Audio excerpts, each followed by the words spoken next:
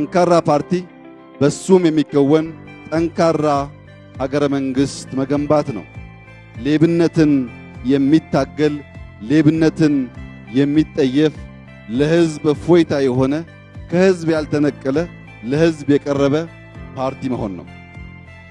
የገጠሙንን ፈተናዎች በጥበብ ለመሻገር በጉልበት በስሜት ብቻ ሳይሆን በስሌትም ጭምር ስሌትን አስቀድሞ ጉልበትን አስከትሎ እነዚህን አጣምሮ የሚሰራ ፓርቲ እንዲሆን ነው።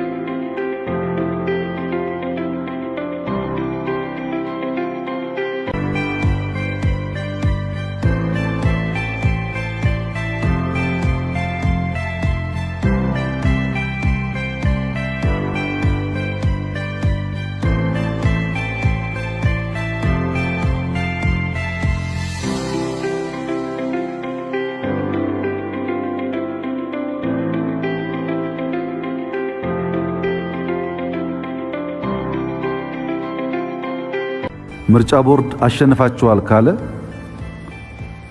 ከዚህ ቀደም እንደነበረው አይነት መንግስት ኢትዮጵያ ደግማ እንድትፈጥር አንፈልግም።